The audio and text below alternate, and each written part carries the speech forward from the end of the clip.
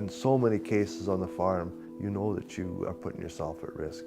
I just felt I can do this, and I'm fairly quick and I'm alert. I think you've got to stop and think some of these things through. Is it worth the risk? My name is Ray Murphy and I'm from Bonnyville, Alberta. We farmed there for 30-some years. At our peak, we were up to 350 cows. It was September 22nd in 2009. We had a few cull animals. It was time to send them to town. So I'd put them into a runway to check their ear tags. We had about a 4-year-old mature bull that had lost his CCIA tag, so I was putting a new one in. The squeeze chute was not large enough to accommodate his neck in the head gate, so I decided to tag him in the runway. He kept his head down underneath the heifer in front of him, and I tried numerous times to try and get him to put his head up on top of her back, and he wouldn't keep it there. So I got impatient. I was standing on a 2-foot catwalk, and I leaned over, and as I touched him with the ear tags, I think that he probably went down a bit more and pulled me off balance. And then he came up with his head and hit me in the head, and I went over backwards. I woke up, I felt like a basketball laying there. I could not feel my arms or legs. At that point, there was no pain at all. I could breathe, I could talk, but I couldn't move a thing. Oh boy, I think this is a life-changing moment here. 20 minutes after my accident, my hired man, he found me. I was conscious then.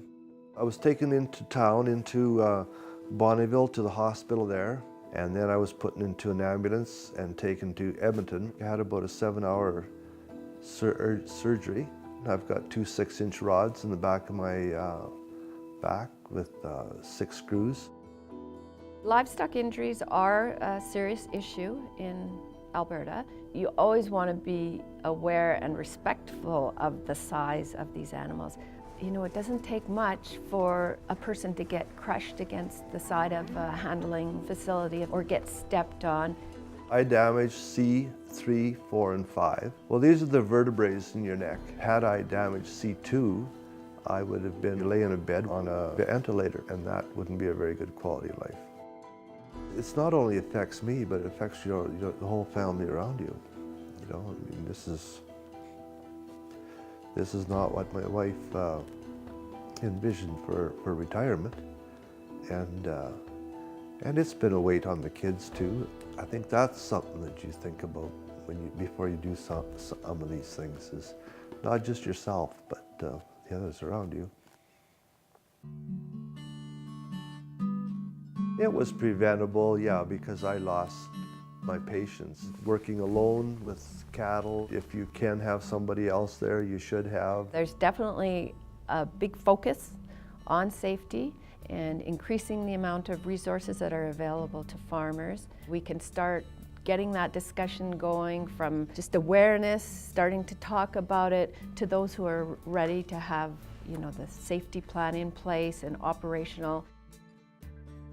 Now what I do with these here mature bulls is I tell my hired man, you just take the ear tag and you take the animal to town and you let them in town put the tag in, because they have the facilities there. In so many cases on the farm, you're independent, you know, you can do it. We've done it lots of times before, but there's a risk and you gotta keep assessing the risks all the time. It's been 4 years and I've still had my farm. We're winding that down now, and maybe it's time to let go a bit. Sometimes it's not easy. I try to be just positive, like every day is a good day.